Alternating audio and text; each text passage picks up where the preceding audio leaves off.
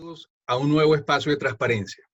Transparencia Venezuela, capítulo venezolano de Transparencia International, ha dispuesto en estos tiempos un modo de comunicarnos, aprovechando la conectividad, las redes sociales y las plataformas digitales. En la mañana de hoy estamos muy complacidos de poder abordar un tema trascendental para el mundo. Y esto está centrado en un concepto y varias aristas que salen del mismo: la transparencia en la construcción de paz. Esta propuesta, esta forma de ver la construcción de la paz, de una sociedad pacífica, próspera, en que tengamos la posibilidad nosotros de encontrarnos, pero hacerlo a través de metodologías aplicadas desde la gestión, la gobernanza y la participación ciudadana, nos garantizan a nosotros que conocer y planificar el modo en el que nos comunicamos. Pero además, conviene acercarnos a estos conceptos desde un punto de vista capaz de absorberlo a través de elementos concretos que nos permitan medir, por una parte, formar, por otra parte, pero además poder evaluar al final si estamos andando en la vía correcta, en el camino que nos hemos trazado. La paz puede ser un sentimiento, puede ser una percepción personal, pero también se traduce en elementos concretos y cuantitativos. Podemos conocer mediante metodología qué se entiende por paz, y lo vemos a través de los elementos fácticos que vemos en espacio específico.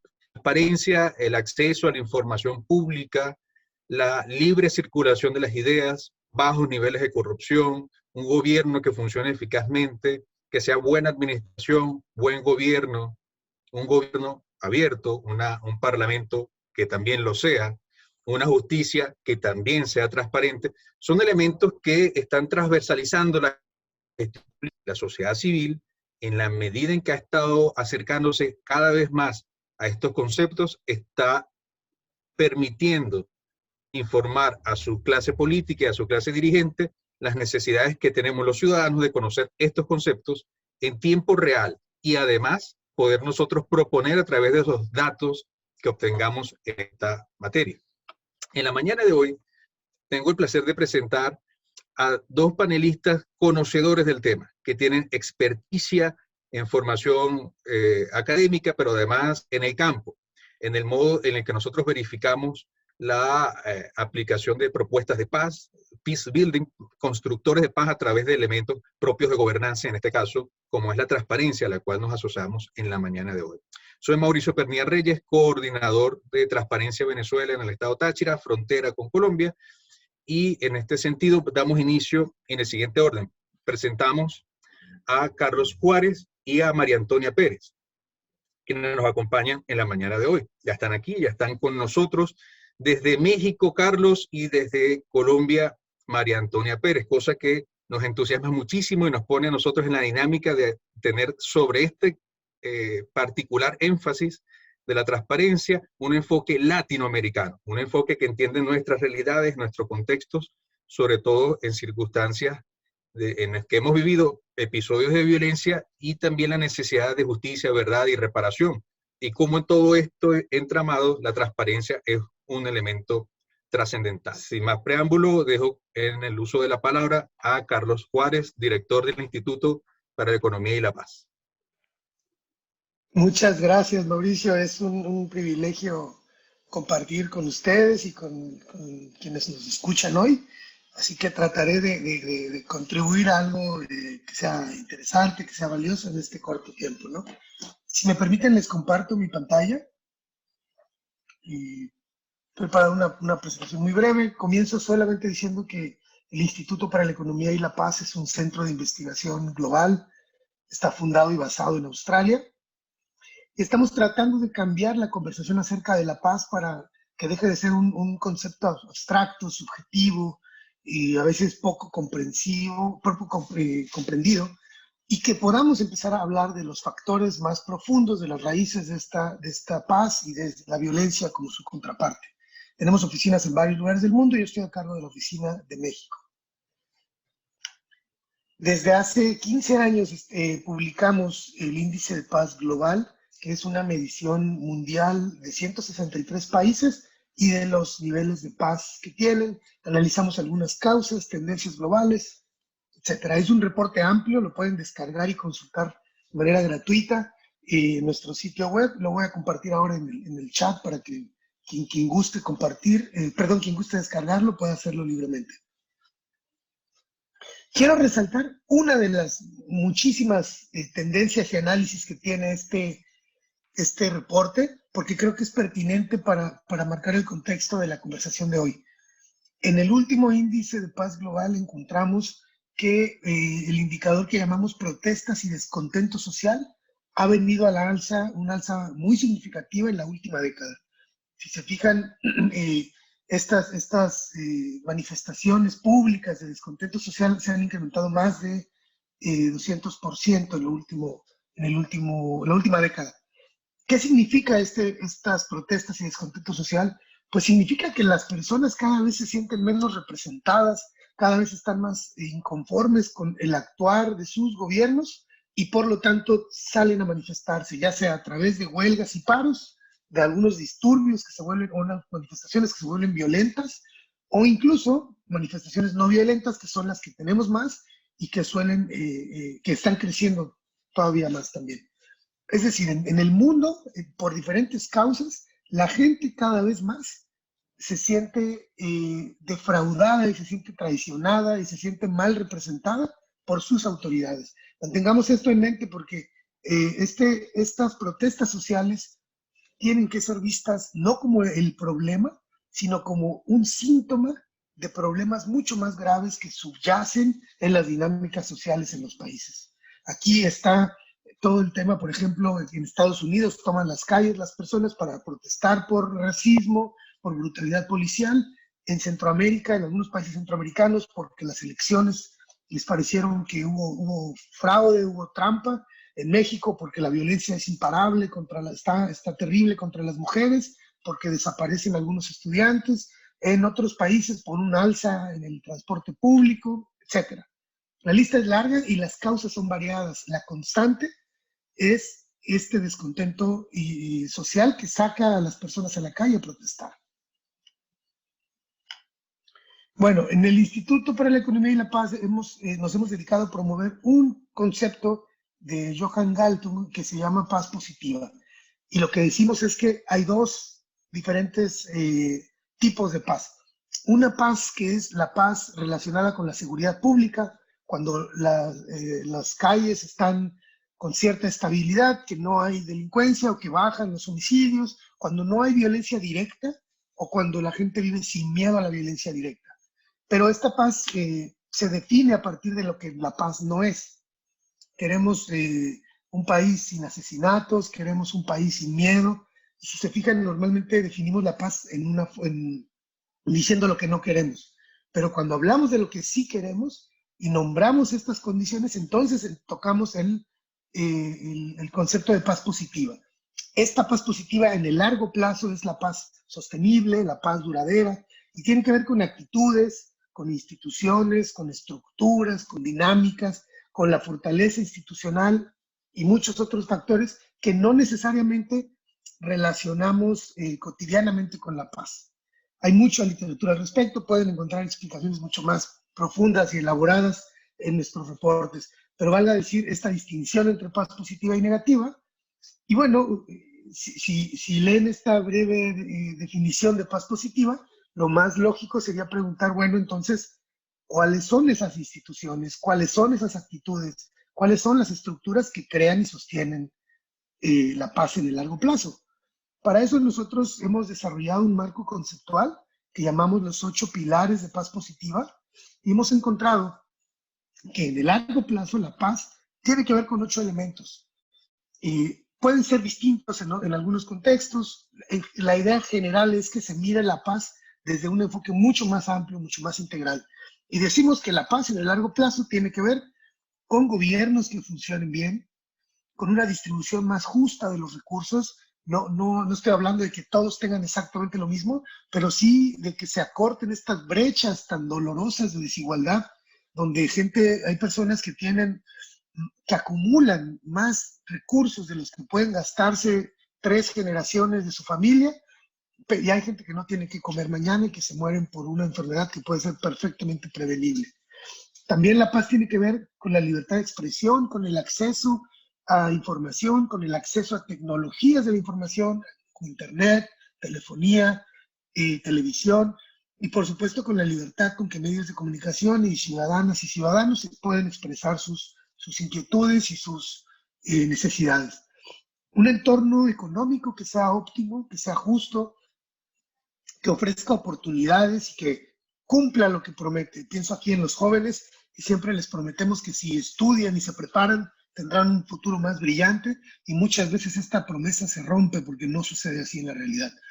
Un sector privado que participe, que se involucre, que tome responsabilidad de su contexto y de sus comunidades también. Altos niveles de capital humano, pues un pueblo que está malnutrido, un pueblo que no tiene una educación de calidad, no puede pensar en el futuro, no puede proyectarse hacia el mañana, no puede construir horizontes. Necesitamos asegurar que todos tengan mínimos de educación, salud y servicios básicos. La aceptación y respeto a los derechos de los demás, por supuesto. Bajos niveles de corrupción, y aquí es donde yo quiero resaltar que si bien el tema de corrupción, de transparencia, suele ser transversal, tenemos además un pilar muy específico para hablar de corrupción, y finalmente las relaciones entre vecinos, el tejido social, las relaciones de confianza, de colaboración, y cómo las comunidades pueden ser, entre más estrechas y más cercanas sean, mejores niveles de resiliencia tienen. Estos 8 pilares en realidad funcionan como un sistema complejo, y lo que decimos es que están interconectados y se refuerzan o debilitan mutuamente, tienen diferentes niveles cada uno, pero en general lo que vemos es que las sociedades que se recuperan mejor de una crisis, sea un impacto externo, un desastre natural, un embate de crimen organizado o cualquier otra forma de violencia o de crisis, las sociedades que tienen estos pilares fuertes y mejor balanceados suelen recuperarse mejor de la crisis. Por lo tanto, este enfoque de 8 pilares de paz positiva suele ser una buena medida de la resiliencia comunitaria, de la resiliencia social en una comunidad. Hay mucho también sobre esto, no voy a profundizar ahora, pero si a alguien le interesa profundizar en alguno de los pilares o alguna explicación posterior, por favor, en la parte de preguntas podemos hablar de ello. Ahora, hablando de los vínculos entre paz y corrupción, pues lo primero que yo quería decirles es que el tema de la corrupción es uno de los pilares, o el combate a la corrupción es uno de los pilares de paz positiva, está íntimamente ligado. De muchas maneras vemos que hay diferentes momentos en la vida de una comunidad en que, según la gravedad y la amplitud de la corrupción, tiene efectos distintos. Pero en términos generales, si pudiéramos resumir en una diapositiva algunos de los efectos de la corrupción, podemos decir primero, pues que obviamente cuando hay corrupción las cosas no funcionan o funcionan distinto.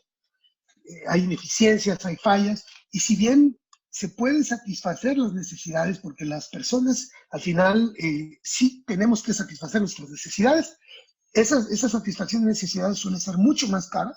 Por ejemplo, pagamos doble todo.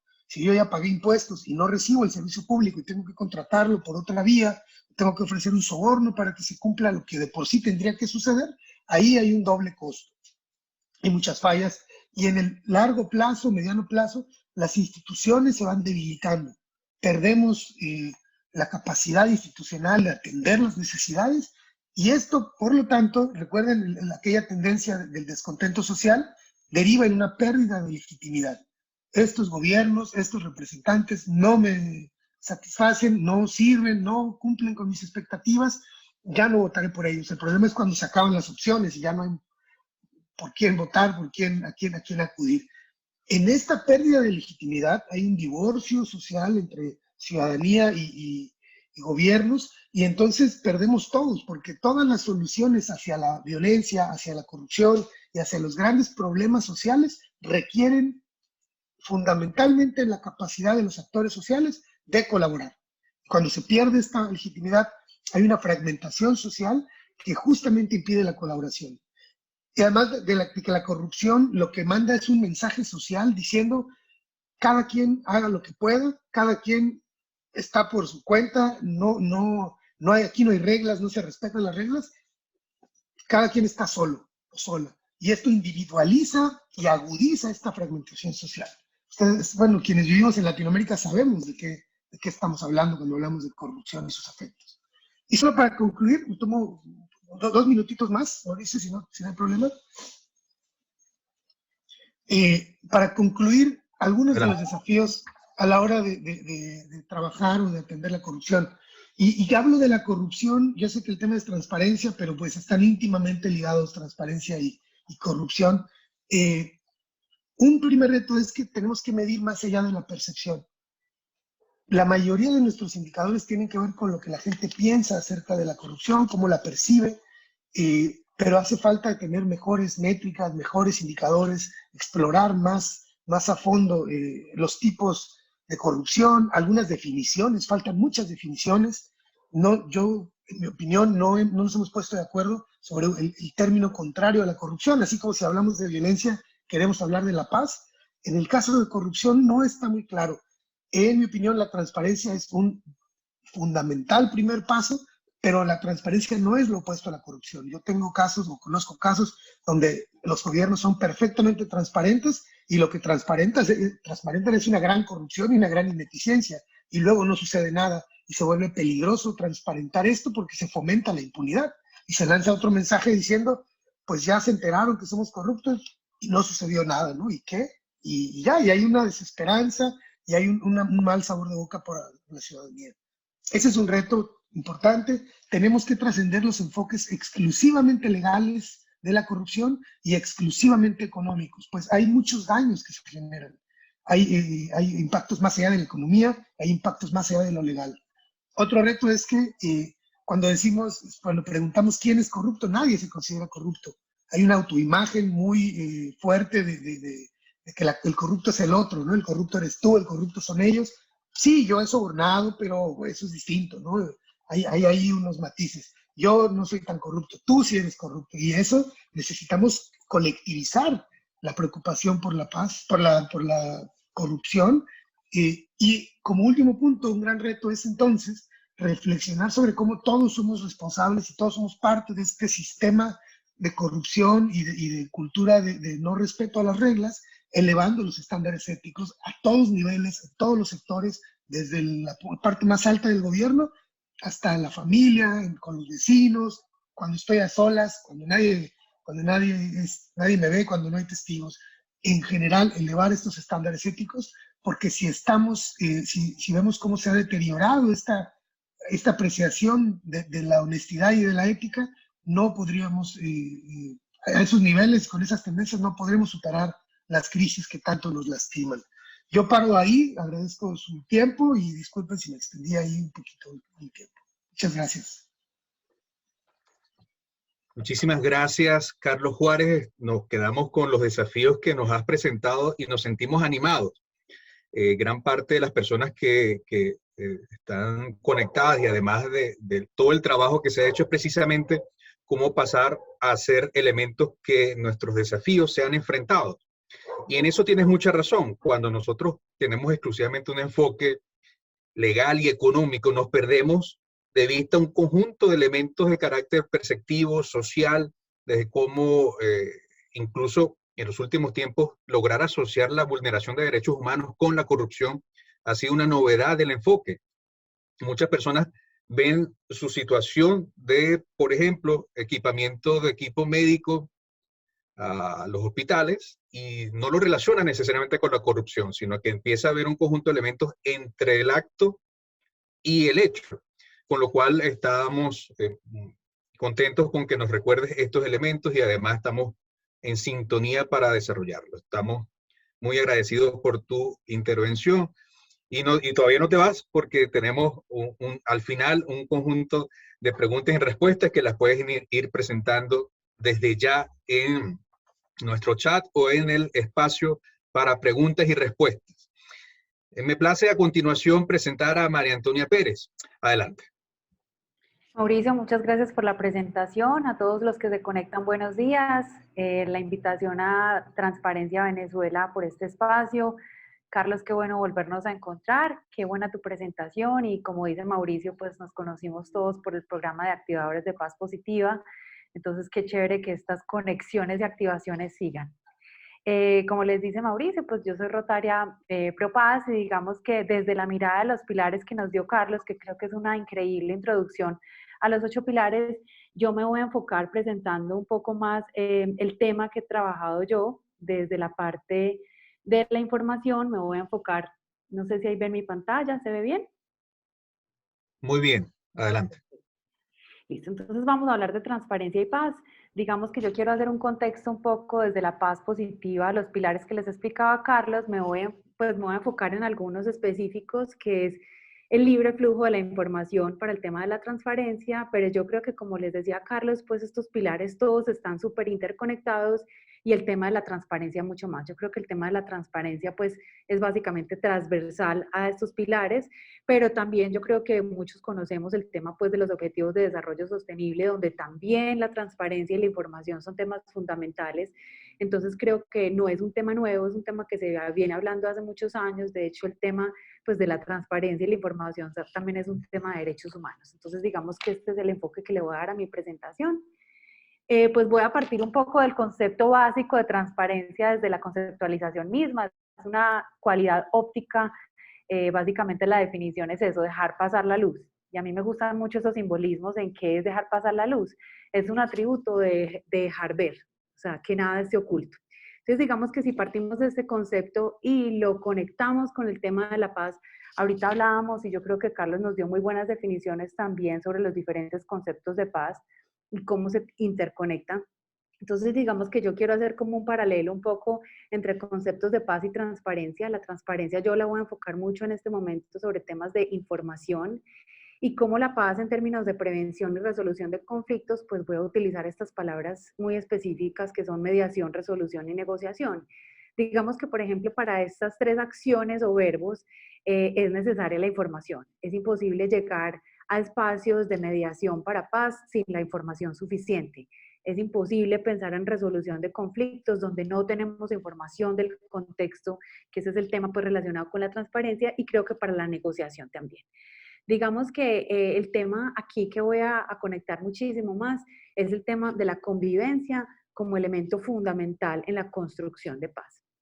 Si nosotros hablamos de la información desde la transparencia, digamos que ahí tendríamos que pensar en que la información, para que sea constructora de paz, pues tiene que ser información verídica, actualizada, tenemos que tener ambos lados de la información, o sea, tenemos que tener una información con perspectiva y también tiene que ser una información inclusiva.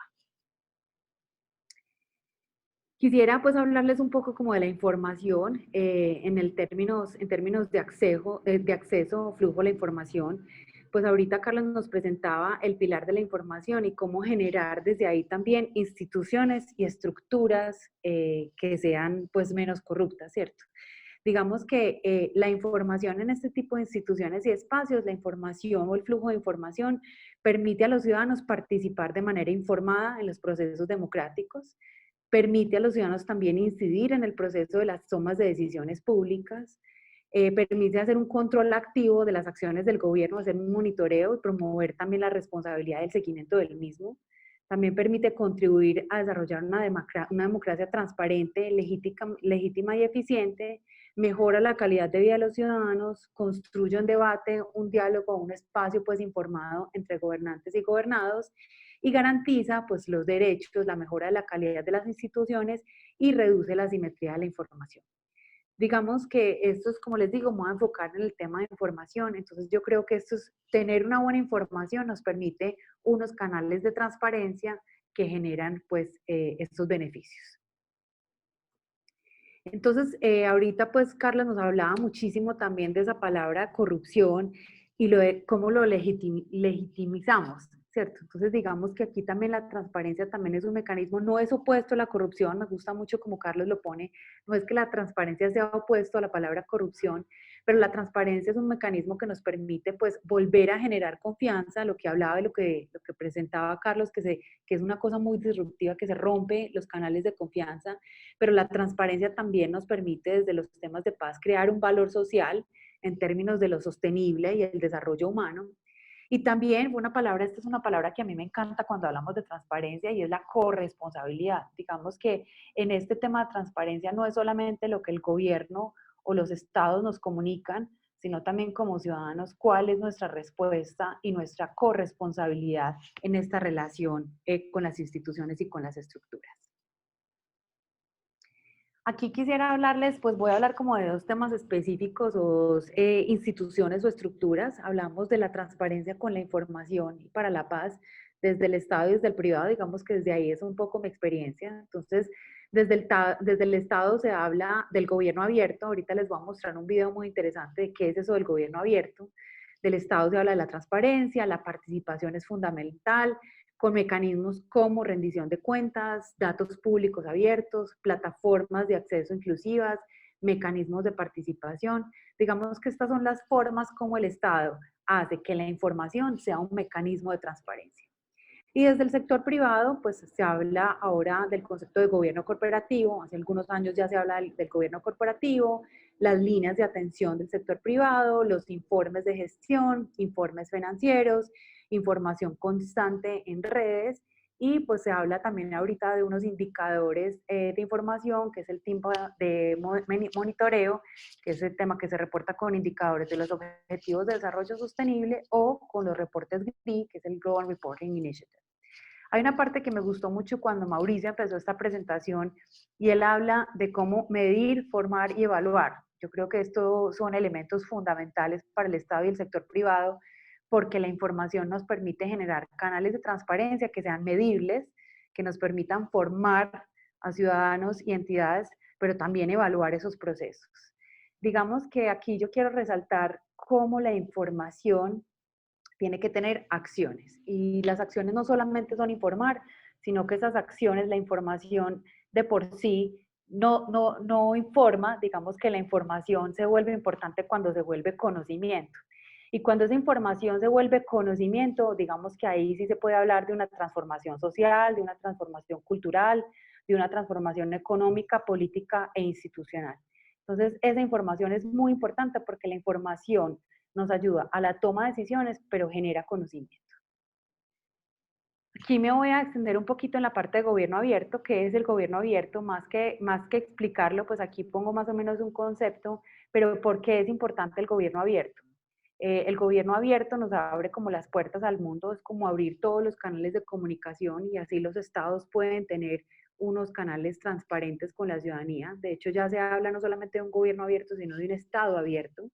Eso nos permite coinnovar, o sea, en este momento yo creo que ahorita a raíz de la pandemia también hemos dado cuenta que ahorita los canales de comunicación tenemos que innovar mucho más, los canales de transparencia, la información mucho más, cómo se comparten esos recursos que antes estaban tan celosamente guardados, cómo se aprovecha ese poder colaborativo, o sea, ahorita pues tenemos espacios, en este momento no sé cuántas personas somos, pero eso no hubiera sido posible si estuviéramos en México, Venezuela y Colombia. Esto es un recurso importante para compartir información y para co-crear juntos. Y digamos que esto también fortalece el trabajo en red. Ahora les voy a mostrar un video, un pequeño resumen, que es un video corto. Es un video que me gusta mucho porque resume un poco y da ejemplos de lo que es el gobierno corporativo.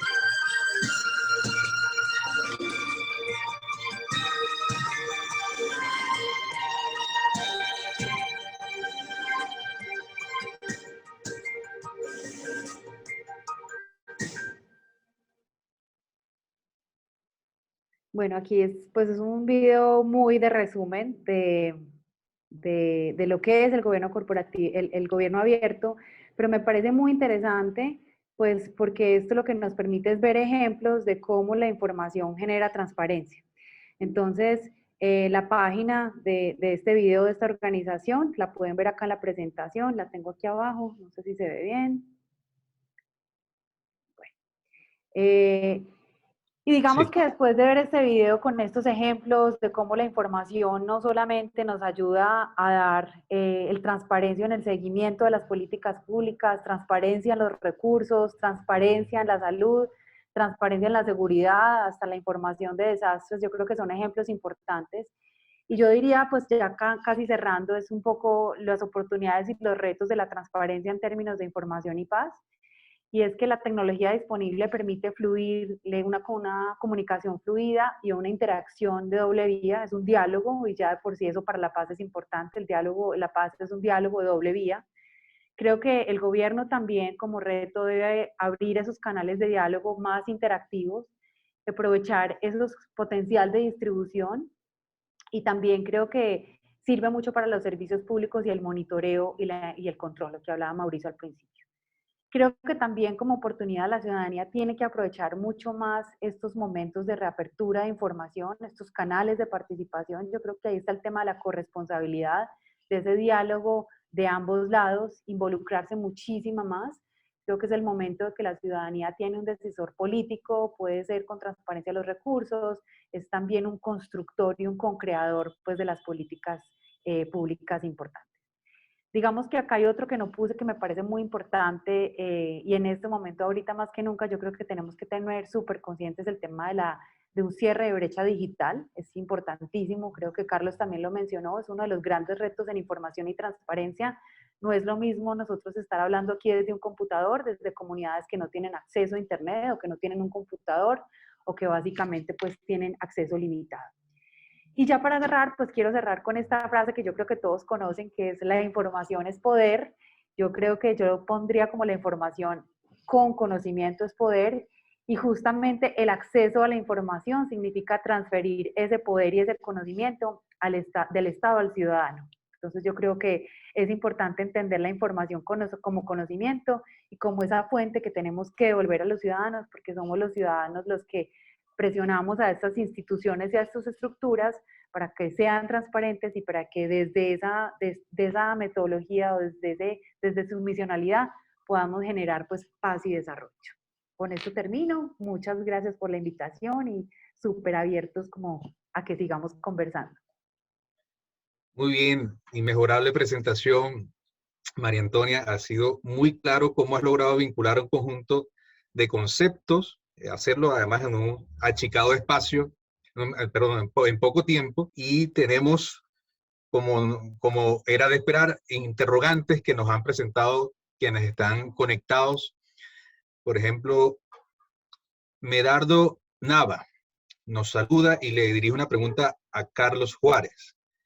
Dice, en esos 8 pilares de la paz, ¿cuál es el que tiene un impacto más negativo?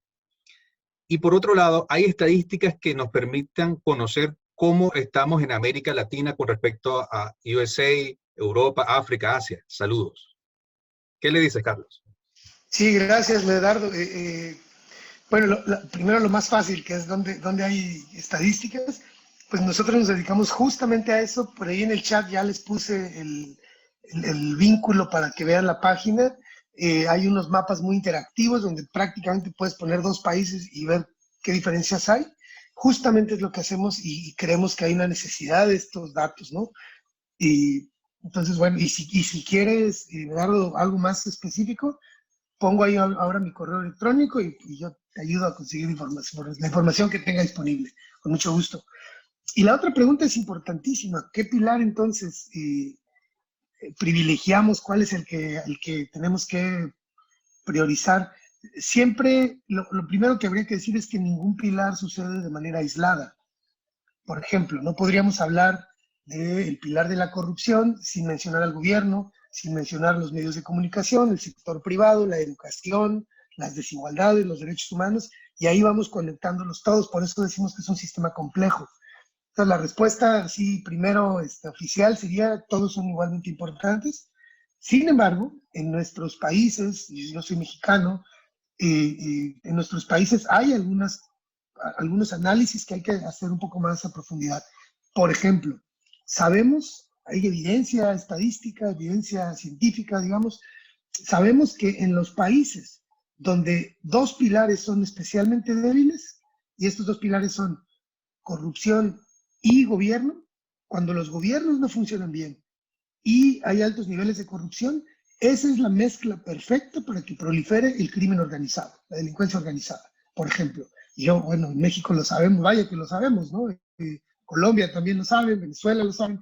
Entonces, si ya sabemos que cuando esos dos pilares se debilitan, entonces florece el crimen organizado, pues tenemos entonces que atender especialmente esos dos pilares, porque ahí hay una vacuna, un blindaje contra ciertos aspectos, ¿no? Solo lo dejo ahí como una reflexión que yo creo que es muy pertinente para nuestros países. Muy bien, en efecto, y esto le decía a los participantes al comienzo, estamos dando a esta videoconferencia una perspectiva latina, latinoamericana, una perspectiva nuestra que nos pone en un contexto en el que podemos accionar sobre la base de los conceptos. También saludo que está presente la Fundación Mujer, Tu Voz Tiene Poder, desde Barquisimeto, Estado Lara, Venezuela. Nos pregunta Eide Márquez, saludos a mis compañeros activadores. Excelente presentación. Mi pregunta es, ¿se conocen ejemplos de buenas prácticas en América Latina sobre cómo involucrar a la ciudadanía en temas de transparencia? Cualquiera de los dos que se sienta a gusto responder. Bueno, yo creo que, Jaide, qué rico verte también, súper chévere, un saludo también desde acá. Yo les acabo de poner en el chat la página web también de Open Gov Partnership, que ahí hay unos ejemplos muy interesantes, hay muchas formas de involucrarse. Yo creo que ahí en términos de información y transparencia no solamente es el video que les compartí, sino que ahí también pueden ver, hay unos foros que se hacen anualmente, ahí se pueden conectar, ahí hay muy buenas prácticas y yo creo que casi todos los gobiernos pues están compartiendo sus buenas prácticas en este sentido, pero esta página que les puse puede ser muy buena plataforma. Creo que un buen caso de transparencia también ahorita que Carlos Juárez mencionó, la plataforma del Instituto de Economía y para la Paz, creo que es un gran ejemplo de transparencia y lo digo desde la información y como diseñadora, creo que la información si no se vuelve conocimiento fácil de entender no sirve.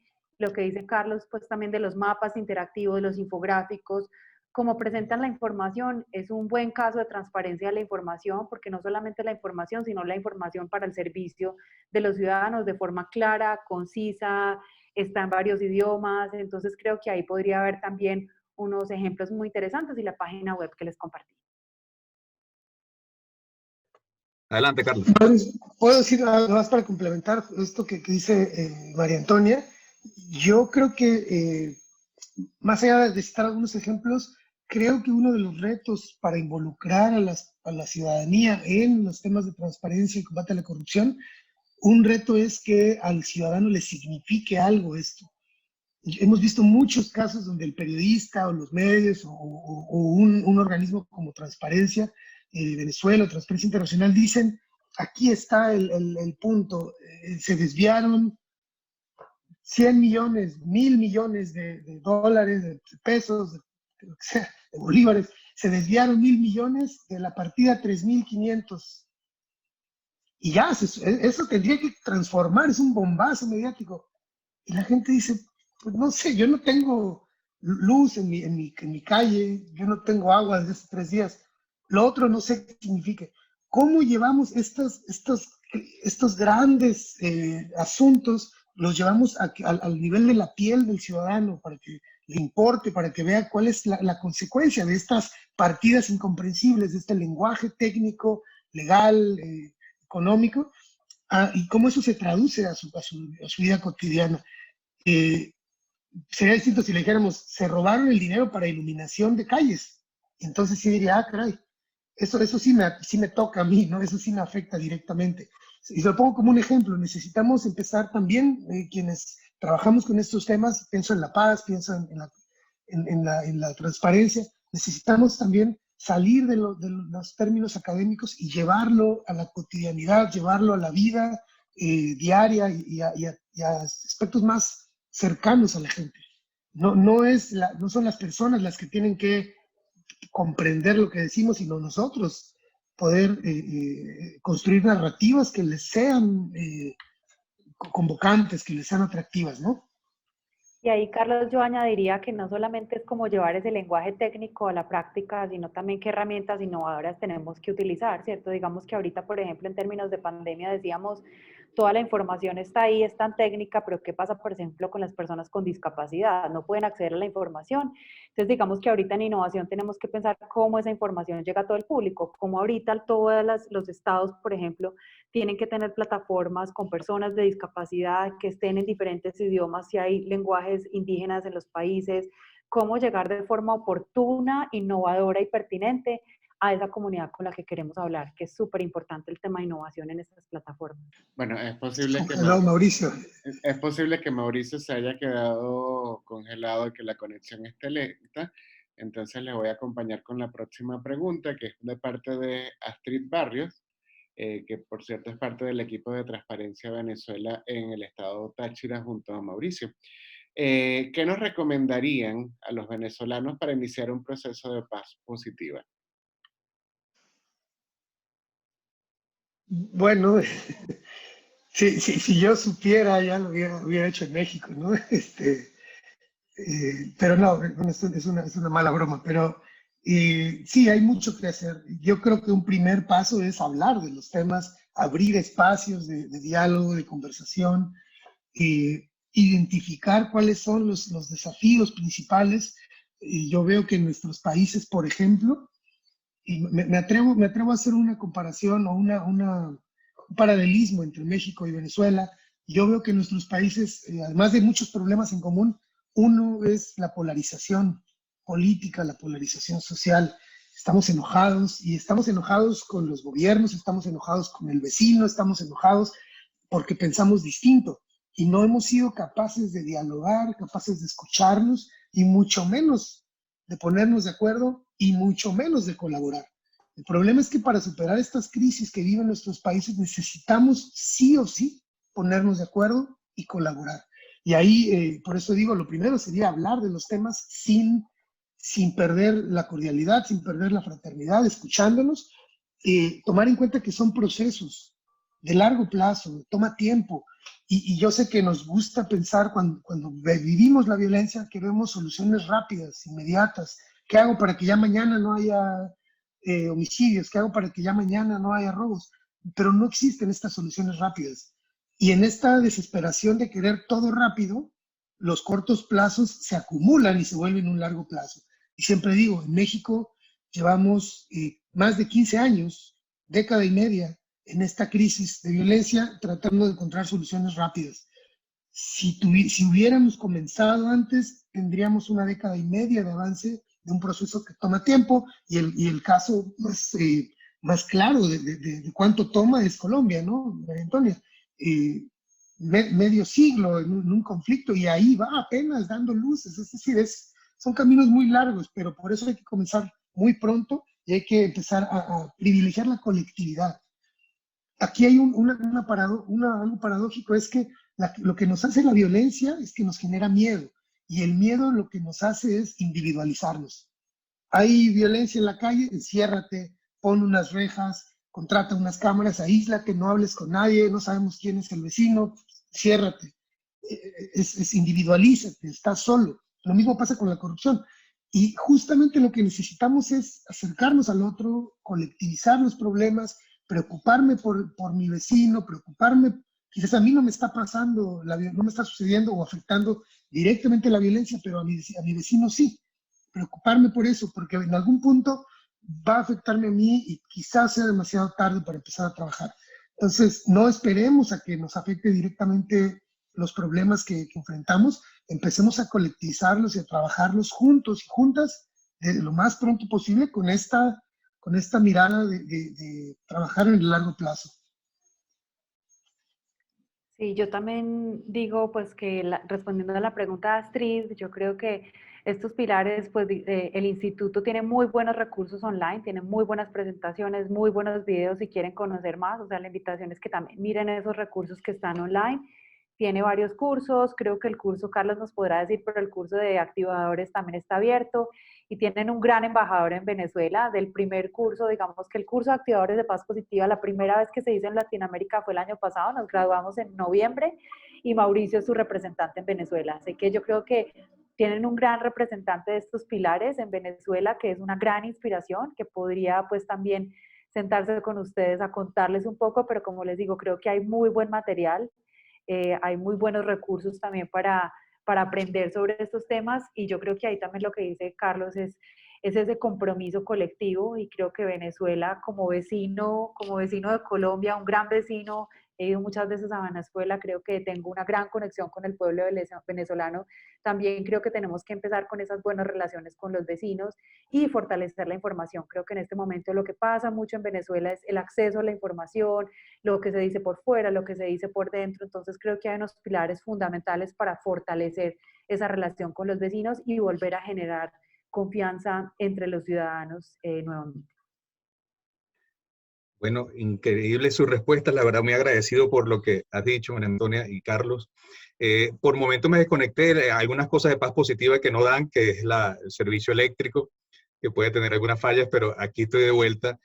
Y, y, y además agradecido con quienes se han conectado. Hay otras preguntas, no sé si Francisco las leyó. Una de Adriana Carrillo. Dice lo siguiente. ¿El curso de activadores de paz positiva está disponible para hacerlo en línea o hay algún link para postularse? Les comparto ahora los links. Hay varios programas, cursos que se pueden hacer en línea, otros que se pueden hacer ya formando parte de un programa, inscribiéndose, aplicando.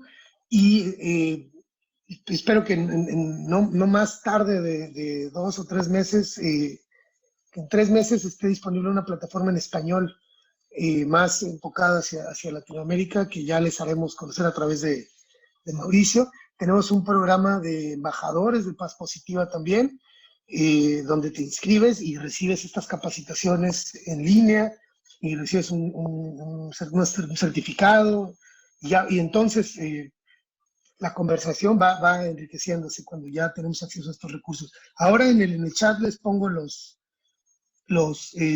vínculos a estos programas. Muchas gracias, Carlos. Ahí está el reto más interesante, es la participación, ¿no? Y la participación es cómo buscamos esa información que queremos y cómo somos proactivos en estar en estos espacios. Nada menos. Nuris Herrera Gallardo nos pregunta, o nos comenta, ¿funcionan las políticas públicas de los gobiernos de Sudamérica para la paz o es conveniente que los acuerdos no se concreten? A propósito de la mención sobre los servicios públicos, en Venezuela se puede observar que es una estrategia distractora y la prioridad no es atender el asunto de la paz desde las altas esferas del poder. La violencia parece les conviene. Nota, disculpen, el teclado no permite escribir los signos de puntuación. Muy bien. ¿Qué opina? Yo no entiendo muy bien la pregunta. ¿Sí me la puede repetir? Sí, claro, cómo no, dice. ¿Funcionan las políticas públicas de los gobiernos de Sudamérica para la paz o es conveniente que eso no se acuerde, que no lleguemos a la paz? ¿Le produce algún capital político a la clase dirigente que no tengamos paz? Pues yo ahí diría que en términos de política pública, pues no hablaría de conveniencias, es muy duro generalizar eso a nivel de Latinoamérica, no me atrevería a hacer una generalización así, pero creo que las políticas públicas son eficientes en la medida en que la ciudadanía ejerza presión sobre ellas. La política pública que se formule en cualquier tema es una respuesta a una problemática social específica y la única forma de que una política pública pues funcione en cualquier estado, en cualquier país, es cuando la ciudadanía le hace veeduría y le hace seguimiento. O sea, volvemos al tema inicial de cómo medir, cómo formar y cómo evaluar. Yo creo que una política pública funciona si hay un seguimiento constante. Muy bien. Yo por mi parte, Mauricio, diría, claramente no funciona lo que se ha hecho, es evidente. los niveles de violencia así lo plasman. Creo que hay una falta de voluntad política, no sé si les convenga o no, pero sí creo que hay una falta de voluntad. Pero además, si miran ustedes este diagrama de los 8 pilares, un pilar es el gobierno. Es decir, el gobierno contribuye con una octava parte de esto, quizás la parte más fuerte de la seguridad pública, de los servicios públicos, pero los gobiernos no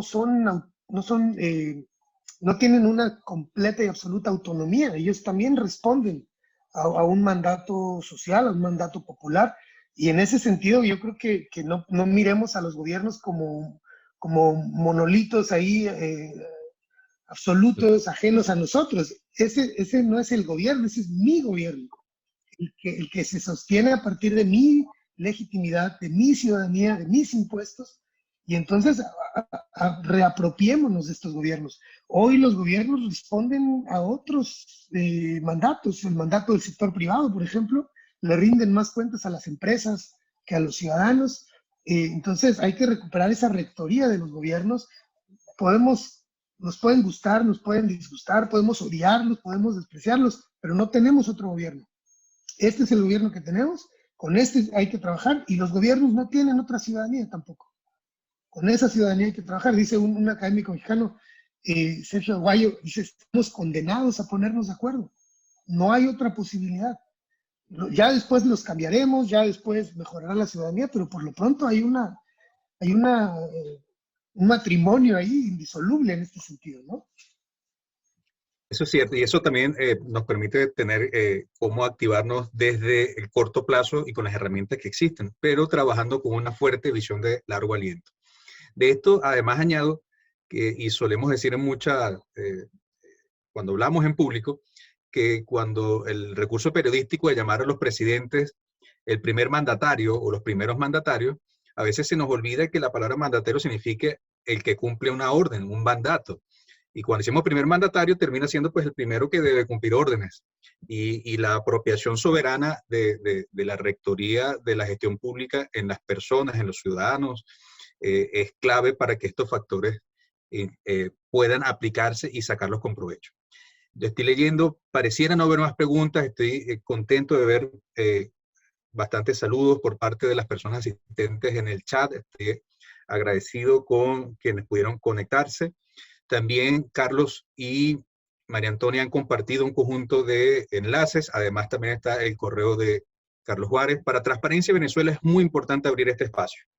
Cuando entendimos que la pandemia iba a modificar el modo en el que nos comunicábamos, pues dio lugar a que esto surgiera, y como decía María Antonia al comienzo, probablemente era muy difícil que desde Ciudad de México, desde la hermosa ciudad de Medellín, o donde estoy yo en San Cristóbal, Venezuela, pudiéramos comunicarnos para hablar de algo que nos interesa a todos, porque así como se exporta a veces la violencia, como puede contagiarse, como puede ser un elemento distorsionador, también la paz es contagiosa, y los elementos de gobierno abierto, transparencia, lucha contra la corrupción, exigir el cese de la impunidad, son elementos claves que las personas hacen que se legitimen los gobiernos y nosotros queramos vivir en democracia y exigir calidad democrática para nuestra gestión pública. De nuevo, muy agradecido con nuestros panelistas en la mañana de hoy. La verdad que es un gustazo haberlos tenido en esto. Mucho gusto las personas que se han conectado. Creemos que estamos construyendo conocimiento, capital humano, para nosotros poder transitar hacia una Latinoamérica en la que la paz sea positiva, porque la estamos revistiendo de los elementos que la sostienen, entre esos la lucha contra la corrupción y la transparencia. Así que muy agradecido con ustedes, muy agradecido con quienes se han conectado. Estoy leyendo los comentarios. Saludos cordiales para todos. Excelente tema de paz. Ojalá consigamos claros para lograrlo. Mauricio, si me permites, un último comentario muy breve. Por supuesto, claro. Pero creo que es muy importante decir que tenemos que mantener la esperanza. Siempre. Eso no podemos renunciar a cambiar las cosas, no podemos renunciar a construir las comunidades que queremos. Y en ese sentido, quienes trabajamos para erradicar la violencia, quienes trabajamos para erradicar la corrupción, tenemos que saber y estar completamente convencidos de que nuestro destino no es vivir en medio de la violencia, que no estamos condenados a vivir en medio de la corrupción. Y estas etapas, aunque parezcan duras, aunque parezcan largas en la historia, en realidad tienen que ser periodos que pasarán y que no se quedarán en la identidad de nuestros pueblos. Con esa esperanza y con esa convicción, y también con esa paciencia tenemos que trabajar. Son procesos largos, pero se puede lograr y se puede transformar la realidad que estamos viviendo. Quizás no la veamos nosotros construida, quizás no disfrutemos de países menos corruptos, pero quizás nuestros hijos, nuestros nietos y otras generaciones puedan tener mejores contextos de los que nosotros tenemos ahora. Muchísimas gracias. María Antonia.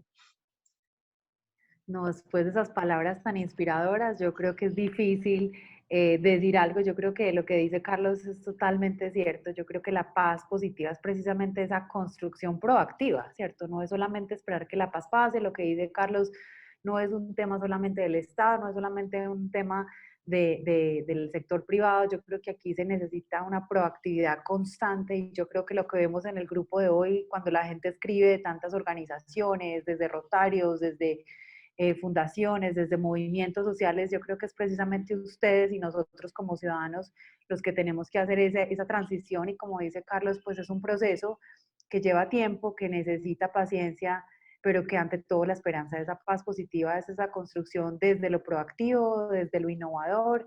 Y creo que, aunque dice Carlos, pues que no lo vamos a ver, yo nunca pensé que fuera a haber avances en un país que, como dice Carlos, pues más de 50 años en conflicto, y me encanta ver pasito a pasito como avances. Entonces yo creo que es posible, como colombiana, como vecina de este pueblo venezolano que son nuestros hermanos, qué rico que las puertas se abren, qué rico que seguimos conectados, y yo creo que eso se trata, de seguir trabajando juntos y de seguir haciéndolo en términos de proactividad. Muy bien, estoy buscando, entiendo que hay otra pregunta, pero no la veo acá reflejada en las preguntas, ya les digo, o están aquí en el chat. Bueno, en todo caso, se las debemos. Ahí están los correos electrónicos de los panelistas. También aprovechamos para señalar que mucha de esta formación está en nuestra plataforma en línea Campus Transparencia, donde de hecho ha habido recientemente cursos innovadores. Corrupción y género fue uno que levantó muchísima expectativa. Hubo tantas inscripciones que se están abriendo nuevas cohortes. Creemos que este es un momento en el que hemos de visibilizar y hemos de trabajar con enfoques particularizados, porque eso ayuda a tener mejores soluciones. El Campus Transparencia, allí se ha colocado el enlace, está al final. Así que de momento no me queda más que agradecerles a ustedes, agradecerles a quienes estuvieron presentes, y ojalá nos podamos volver a ver y evaluar lo que hemos hecho en los últimos tiempos para que tengamos, digamos, mantener una línea de trabajo que nos permita ver dónde estamos creciendo y dónde tenemos margen de mejora. Así que muy agradecido con ustedes, muy agradecido con quienes se conectaron, siguen escribiendo en el chat, estamos muy agradecidos con ustedes. Y bueno, que tengan un feliz día desde Transparencia Venezuela y Espacios de Transparencia. Le agradecemos su presencia y su disposición para que nos formemos en estos temas que nos llevan a una mejor sociedad. Muchísimas gracias, Carlos. Muchísimas gracias, María. Muchas gracias. Un abrazo. Chao, abrazos, nos vemos. Antonia, Mauricio, muchas gracias. Carlos, Mauro.